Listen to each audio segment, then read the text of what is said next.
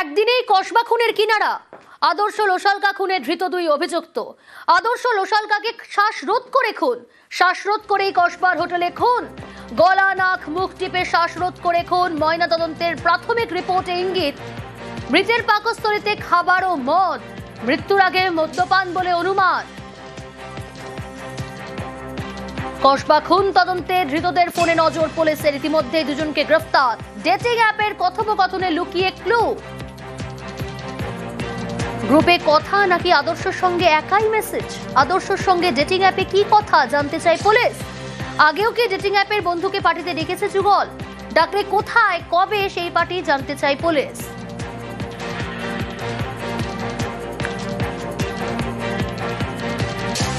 দুবরাজপুরের বাসিন্দা 33 বছরের আদর্শকে শ্বাসরোধ করে খুন করা হয়।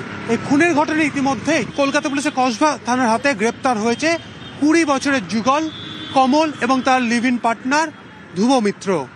তাদের জিজ্ঞাসাবাদ করা হচ্ছে খুনের মোটিভ কি। তবে তদন্তকারী আধিকারিকদের সামনে যে বিষয়টি উঠে আসছে, তদন্ত করতে গিয়ে দিন কয়েক আগে একটি ডেটিং অ্যাপের মাধ্যমে পরিচয় হয়েছিল কমল এবং তার লিভ ইন পার্টনার ধ্রুবর সঙ্গে এই আদর্শের। তারপরেই তারা পরিকল্পনা করেছিলেন উইকেন্ড পার্টিতে।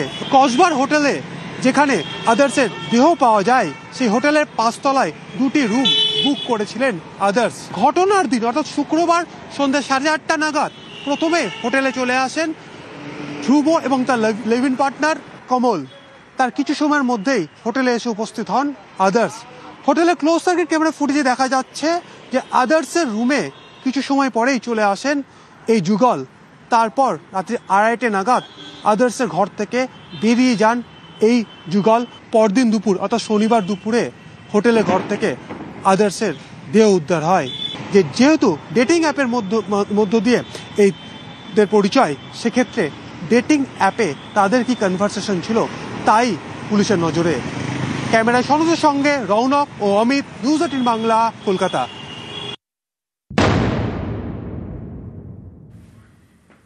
কসবা নিহত দুবরাজপুরের বাসিন্দা আদর্শ লোসালকা কলকাতায় বহুজাতিক সংস্থায় কর্মরত। গত 5 বছর ধরে কলকাতায় আদর্শ।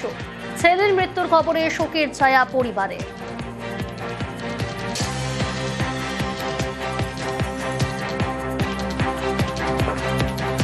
ওর সঙ্গে কারো যে কোনো রকম শত্রুতা থাকতে পারে এটা যেন বিশ্বাসই করতে পারছি না। আমি চাইছি যে এটা মানে খুব ভালো করে তদন্ত হোক। আমার ছেলে যা বললো, আমি সত্যি মিথ্যে জানি না, আমার ছেলে যা বললো যে ওর কাছ থেকে কোনো জিনিস পাওয়া যায়নি, কিন্তু মোবাইলগুলো আর ওর যে ওয়ালেটে টাকা এবং বিভিন্ন রকমের কার্ডস, ওগুলো তো থাকার কথা। এটা খুন, অবশ্যই খুন। যে দুজন ধরা পড়েছে তাদেরকে চেনেন না? না, অসম্ভব। আপনার ছেলের কাছে কোনোদিন এই দুজনের নাম শুনেছেন বা কিছু? এটা অসম্ভব ব্যাপার, এটা হয় কি করে? তিনি অনেক ভালো ছেলে ছিলেন। দুবরাজপুরেও কার সাথে ওনার দুশ্মনী ছিল না, আর কোনো বন্ধু বান্ধব সাথেও ওনার কোনো দুশ্মনী না, কোনো কথা কাটাকাটি ছিল না। সবার সাথে ইকুয়ালি মিশতেন, ইকুয়ালি রাখতেন। কার সাথে বহুত বেশি ইনভলভ কোনো ঝামেলাতে জড়িয়ে উঠতে উনি ভালোবাসতেন না।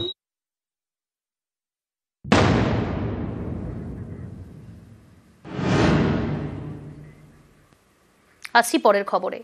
এসআইআর ফর্ম ফিল আপে ভুল, তাই ফর্মটি বাতিল করে দেন বিএলও।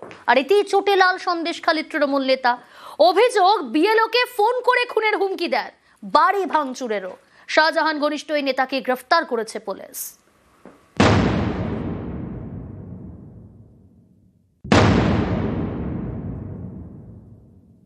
তুমি আমাদের জানাওনি কেন? তুমি কাটলে কেন? তোমার দেবো, তুমি কি রেহাই পাবে? ঘর বাড়ি তোর সব ভাঙচুর করে তোর হাত পা কুচে দেবো আমি একদম। রাত্রির মধ্যে তোর ঘর বাড়ি ভাঙচুর করে জয় করতে পারি। বিএলওকে হুমকি, সন্দেশখালীতে গ্রেপ্তার তৃণমূল নেতা। উত্তর 24 পরগনার সন্দেশখালী 1 নম্বর ব্লক। এখানকার বয়ারমারি 1 নম্বর পঞ্চায়েতের একটি বুথের বিএলও দীপক মাহাতো বাড়ি বাড়ি ঘুরে এসআইআর ফর্ম জমা নিচ্ছেন। অভিযোগ, একটি ফর্ম ভেরিফিকেশনের সময় তিনি ভুল খুঁজে পান, পেন দিয়ে কেটে ফর্মটি বাতিল করেন।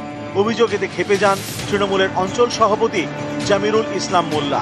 তিনি আবার সন্দেশখালীর শেখ শাহজাহান ঘনিষ্ঠ বলে পরিচিত। ফোন করে বিএলওকে খুনের হুমকি দেন।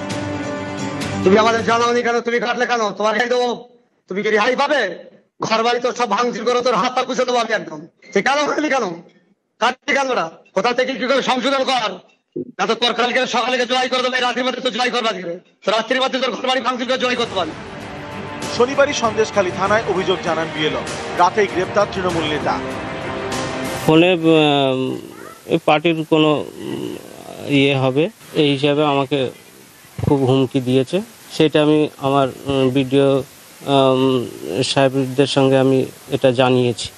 চাইছি বলতে উনি ওনার ভুলটা বুঝতে পারুক, যে এটা বলাটা ঠিক হয়নি, এইটাই চাই।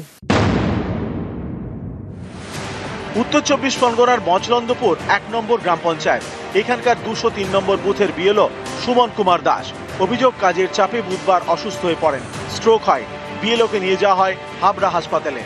বিএলওর ডিউটিটা ও পালন করছে, সেই কাজটার প্রেশারের জন্য ওর এই অবস্থা।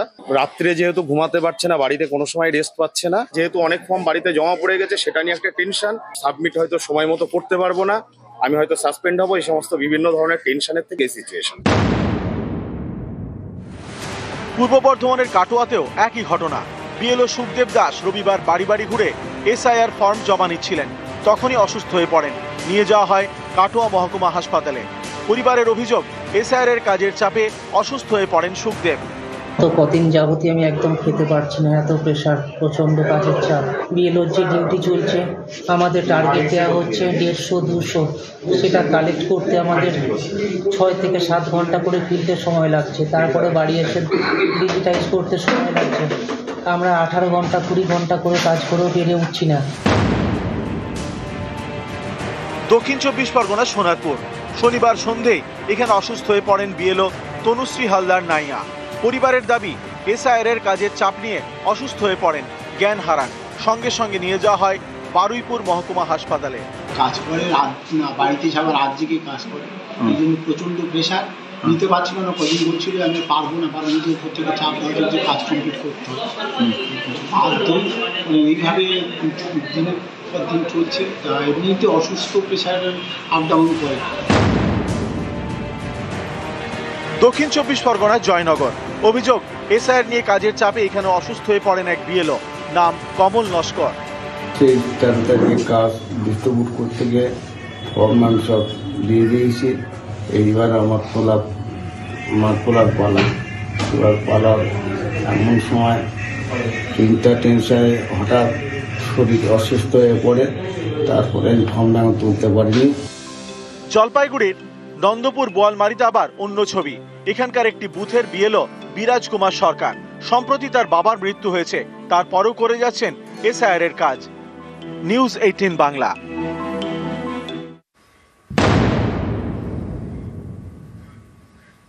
বিএলওর মৃত্যুতে শুভেন্দুকে নিশানা, শুভেন্দু ও কমিশনকে নিশানা কল্যাণ বন্দ্যোপাধ্যায়। বিএলওর মৃত্যুতে শুভেন্দু ও কমিশন দায়ী বলে তো আইনি ব্যবস্থার দাবি শ্রীরামপুরের সাংসদের। পাল্টা কল্যাণকে জবাব বিজেপির। Inhuman pressure is being created by the Chief Election Commission to the BLO. They are under tremendous pressure. And the BJP hooligans, all the leaders of BJP hooligans, those who have no organization in the West Bengal, they are going to CEO and going to Chief Election Commission for creating pressure. Election Commission and the BJP leaders, mainly, Subhendu Adhikari is responsible for all death. Criminal proceedings should be initiated against them immediately. পার্টির চাপে মাথা হারিয়েছেন, যে কারণে ওনার ওখানে যারা slogan দিয়েছিল ওনার পার্টির লোকেরাই মাতাল তোমায় জানতে হবে, আগামীকে মানতে হবে বলে তৃণমূল কংগ্রেসের লোকেদের চাপেতেই উনি আজকে এইসব কথা বলছেন। নির্বাচন কমিশন কাজ করছেন, সেখানে বিজেপি কোথায়? বিজেপি নির্বাচন কমিশনের কাজকে সমর্থন করেছে। পরিষ্কার পরিচ্ছন্ন ভোটার তালিকা আমাদের চাই, এটা আমাদের সমর্থন করেছেন। বিভিন্ন জায়গায় বিএলওদের তুলিতকারী করছেন তৃণমূলের নেতারা, ধমকি দিচ্ছেন। তো এইরকম একটা জায়গায় দাঁড়িয়ে কল্যাণবাবু সকালে বিকেলে রাত্রিরে যে চাপ বা তাপড়ি এই কথা বলুন না কেন, বাংলার মানুষ সেটা মানছে না। এসআইআর এর চাপে অসুস্থ আত্মহত্যার ঘটনা, কমিশনকে নিশানা বামফ্রন্ট চেয়ারম্যানের। বিএলওদের উপর অতিরিক্ত চাপের অভিযোগ, বিএলওরা অসহায় বোধ করছেন, মন্তব্য বিমান বসুর। ডেটা এন্ট্রিতে বিকল্প ব্যবস্থার পক্ষে সওয়াল বিমান বসুর। কমিশনের ত্রুটি রয়েছে বলে তোপ বামফ্রন্ট চেয়ারম্যানের। যারা জেনুইন ভোটার তাদের একজনের নামও বাদ দেওয়া উচিত না। এই কাজটা নির্বাচন কমিশন করতে যে যারা নাকি কাজটা করছে তাদের ওপর এত লোড চাপিয়ে দিয়েছে, সেই লোড তারা সবাই বহন করতে পারছে না। কাজটা করার পর ডোর টু ডোর যে ডেটা এন্ট্রি করতে হচ্ছে, ফলে তারা অসহায় বোধ করছে। নির্বাচন কমিশনের উচিত ছিল ডেটা এন্ট্রি করার কাজটা কোনো এজেন্সিকে দিয়ে করানো। নির্বাচন কমিশনের ত্রুটি এটা, নিশ্চয়ই ত্রুটি এটা। এসআইআর এর চাপে বিএলওদের অসুস্থ হওয়া থেকে আত্মহত্যার মতো একাধিক অভিযোগ সামনে এসেছে। তার মধ্যেই অন্য ছবি বীরভূমের লাভপুরে। সেখানে 17 দিনের মধ্যেই এসআইআর এর যাবতীয় কাজ শেষ করার দাবি বিএলওর। লাভপুরের বিপ্রটিকুড়ির 166 নম্বর বিএলও পূজা ঘোষ, তার বুথে 1017 জন ভোটার রয়েছেন। বিএলওর দাবি এসআইআর এর ফর্ম বিলির পর সেগুলি সংগ্রহ করে ডেটা এন্ট্রির কাজ শেষ করেছেন মাত্র 17 দিনে। তথ্যগত কারণে বুথের শুধু 3 জনের ডেটা এন্ট্রি করা যায়নি। আমার এখন 99.91% কাজ হয়েছে। পার ডে আমার 100 থেকে 150টা আমি এন্ট্রি করতাম। আমার টার্গেটই ছিল যে আমাকে আজকে 100 থেকে 150টার মধ্যে আমাকে এন্ট্রি করতেই হবে। কোনো সময় 2টো, কোনো সময় 3টে, কোনো সময় 4টে পর্যন্ত আমরা এন্ট্রি করেছি। সহজভাবে কাজটা নিন। আমি বলবো রাত্রিবেলা তারা একটু এন্ট্রি করার চেষ্টা করুন, কারণ দিনের বেলা সার্ভারটা ডাউন থাকবে। প্রেশার একটু আছে, নিজের মতো করেই করে নিয়েছি, কঠিন ভাবিনি।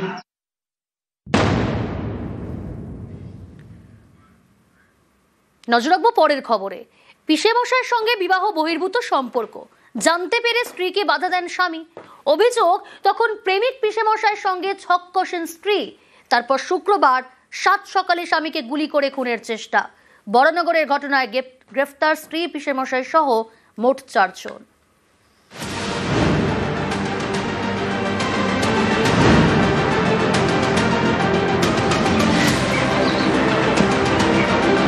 বর্ণগরের নর্দান পার্ক, এখানকার বাসিন্দা বিকাশ মজুমদার। শুক্রবার 7 সকালে তাকে লক্ষ্য করে হামলা। অভিযোগ, বাইকে করে পৌঁছয় 2 দুষ্কৃতী, একজন গুলি চালায়। অল্পের জন্য প্রাণে বেঁচে যান বছর 55 বিকাশ। সকালবেলায় ময়লাটা আমি ফেলতে আসি, ঠিক ওই সময় দেখলাম আমার পিছন দিয়ে 2টো ছেলে বাইকে করে ওখানে আপনার একজন দাঁড়িয়ে আমার ডাইরেক্ট ফায়ার করলো। তখন আমি সঙ্গে সঙ্গে আপনার এবার মাথায় নিচু বললাম, তখন গুলিটা বেরিয়ে গেল। যখন আমি দৌড়িয়ে বালতি ফেলে দৌড়িয়েছি বাড়িতে, তারপর দেখছি আমার এখান থেকে 4 জায়গা দিয়ে রক্ত বেরোচ্ছে এবং মুখের থেকে জ্বালা করছে। হাতে এইখানটায়, বুকে এইখানটায় যে ছিটকিয়েছে বারুদটা, মুখ পুরো জ্বালা করছে। কোনো শত্রু নেই আমার সাথে, কোনো শত্রু নেই। গুলি চালানোর ঘটনায় তদন্তে নামে বরানগর থানার পুলিশ। সিসি ক্যামেরার ফুটেজ এবং বাইকের নম্বর প্লেট ধরে শনিবার মেটিয়া বুরুজ থেকে প্রথম গ্রেপ্তার করা হয় শামীম লস্করকে। অভিযোগ, সেই গুলি চালিয়েছিল। তাকে জেরা করে মেলে চাঞ্চল্যকর তথ্য। পুলিশের দাবি, তদন্তে জানা গিয়েছে যাকে লক্ষ্য করে গুলি চালানো হয় সেই বিকাশ মজুমদারের স্ত্রী রেখা পাত্র। রেখার পিসেমশাই প্রবীর দে।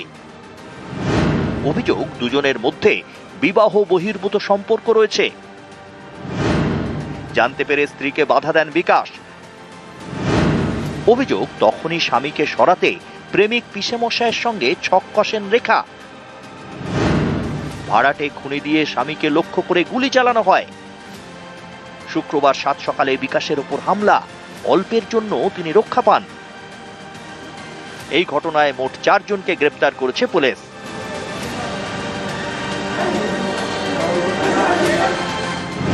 তদন্তকারীদের জালে বিকাশের স্ত্রী রেখা, রেখার প্রেমিক পিসেমশাই প্রবীর দে, এছাড়াও শামীম লস্কর এবং সুশান্ত আদক। যে মেন কনস্পিরেটর ছিল প্রদীপ দে, ও আর্মসটা আনিয়েছিল। মহিলা আছে, ওনার বোনের বর আছে। সুপারি যখন দিল, কত টাকার বিনিময়ে সুপারিটা দেওয়া হলো? অ্যাপ্রক্স 20 থেকে 25,000 মধ্যে এই কথাটা ছিল। বর্ণগর থেকে সুবীর দে, নিউজ 18 বাংলা।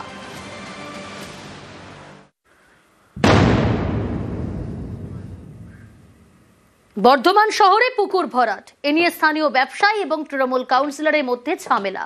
শুক্রবার রাতে একেবারে ধুন্ধুমার, হাতাহাতি, মারধর, চলে গুলিও।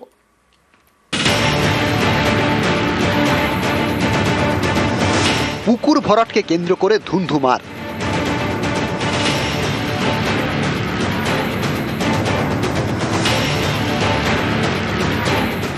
বর্ধমান শহরের 18 নম্বর ওয়ার্ড এখানে বেশ কয়েকদিন ধরে একটি পুকুর ভরাট করা হচ্ছে। স্থানীয় এক ব্যবসায়ীর দিকে আঙুল তুলেছেন তৃণমূল কাউন্সিলর। পাল্টা কাউন্সিলরের বিরুদ্ধে জায়গা দখলের অভিযোগ ব্যবসায়ীর। এ নিয়ে শুক্রবার রাতে পরিস্থিতি গরম হয়ে ওঠে। ব্যবসায়ীর লোকজন এবং কাউন্সিলরের অনুগামীদের মধ্যে শুরু হয়ে যায় মারামারি।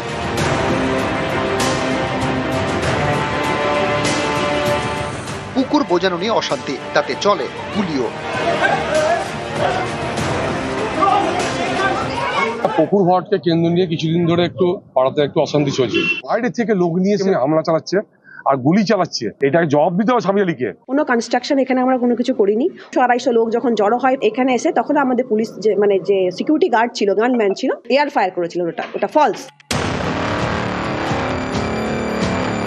বর্ধমানের গোলাহাটের ব্যবসায়ী সাবির আলী, তার বাড়ির পাশেই পুকুর, সেটি ভরাট করা হচ্ছে। স্থানীয় কাউন্সিলরের অভিযোগ, এই পুকুর ভরাট করছেন ব্যবসায়ী এবং তার পরিবারের সদস্যরা।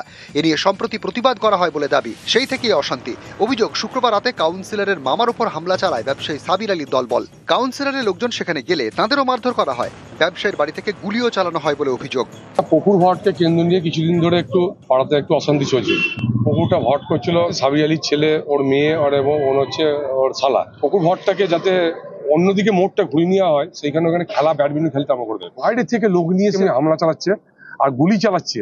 এলাকাবাসী আতঙ্ক আছে। আমরা এটাকে জবাব দিতে হবে সাবির আলীকে, যে ওনার বাড়ি থেকে কেন আজকে এখানে ফায়ারিং হলো। আমার মামাকে যখন মারধর করেছে, এবার মামা চিৎকার চেঁচামেচি করছে, তখন এলাকার লোক দৌড়ে গিয়ে দেখতে বাঁচতে গেছে, তখন এবার গুলি চালাতে আমরা করেছি। পাল্টা কাউন্সিলরের দিকে আঙুল তুলেছে ব্যবসায়ীর পরিবার। তাদের দাবি, কাউন্সিলর জায়গা দখল করতে চাইছেন। অভিযোগ, এর প্রতিবাদ করায় শুক্রবার কাউন্সিলর তাঁর দলবল নিয়ে বাড়িতে হামলা চালান। ব্যবসায়ীর বাড়িও ভাঙচুর করা হয়। কোনো কনস্ট্রাকশন এখানে আমরা কোনো কিছু করিনি। ওনাদের মেন সূত্রই হচ্ছে জায়গাটা দখল করব। 18 নম্বর ওয়ার্ডের প্রদীপ রহমান, ওদের ফ্যামিলি আমাদের বাড়িতে ভাঙচুর করে, হামলা করে, মারপিট করে। ওনার হাজবেন্ডকে মেরেছে, আমাকে মেরেছে। আমাদের বাড়িতে একটা সিকিউরিটি গার্ড ছিল, ওকে মারতে গেছে। 200-250 লোক যখন জড়ো হয় এখানে এসে, তখন আমাদের পুলিশ যে সিকিউরিটি গার্ড ছিল, গানম্যান ছিল, এয়ার ফায়ার করেছিল। ওটা ফলস। দুপক্ষই বর্ধমান থানায় অভিযোগ জানায়। ধরপাকড় শুরু করেছে পুলিশ। গ্রেপ্তার ব্যবসায়ীর বাড়ির নিরাপত্তা রক্ষী। গুলি চালালে কেন? আত্মরক্ষার জন্য। ক রাউন্ড চালিয়েছিলে? 1 রাউন্ড। কেউ বলেছিল চালাতে? না। বর্ধমান থেকে সন্দীপ পালের সঙ্গে শরদিন্দু ঘোষ, নিউজ 18 বাংলা। মহেশতলার গোড়ে গোফতা খাল 50 বছরের বেশি পুরনো। শনিবার থেকেই এই খাল সংস্কারের কাজ শুরু হচ্ছে।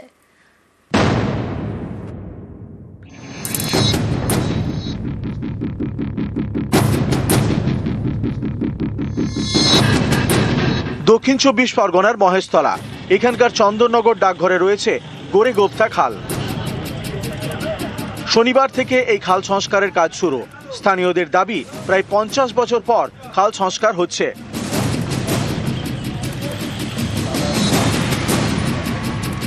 দীর্ঘদিন আমাদের এই খালটা সংস্কারের জন্য পড়ে আছে। এই খালটা সংস্কার না হওয়ার দরুনতে প্রায় বিস্তীর্ণ এলাকার মানুষ জলের কষ্টের মধ্যে রয়েছে। ওনারা উদ্যোগটা নিয়েছেন, খুব ভালো উদ্যোগ। মহেশতলা পুরসভা 34টি ওয়ার্ড, ছোট বড় মিলিয়ে প্রায় 70টি খাল রয়েছে।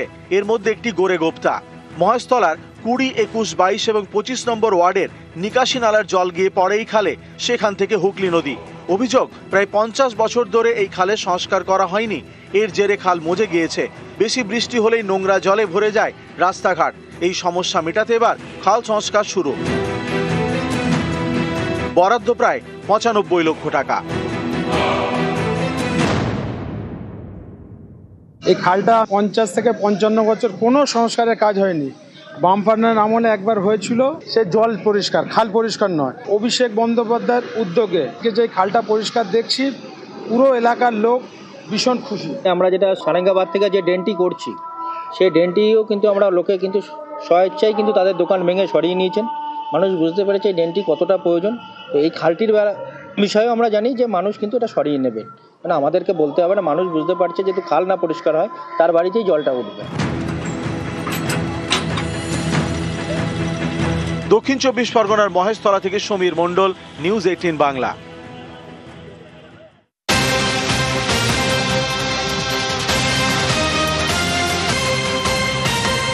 ব্রেকিং নিউজ এই মুহূর্তে। ডাক্তারের স্টিকার লাগানো গাড়িতে গাঁজা পাচার। গাড়ি থেকে উদ্ধার 29 কেজি গাঁজা। আরো ডিটেল জানবো, অক্ষয় রয়েছে আমার সঙ্গে। অক্ষয়, ঠিক কোথা থেকে এই বিপুল পরিমাণ গাঁজা উদ্ধার?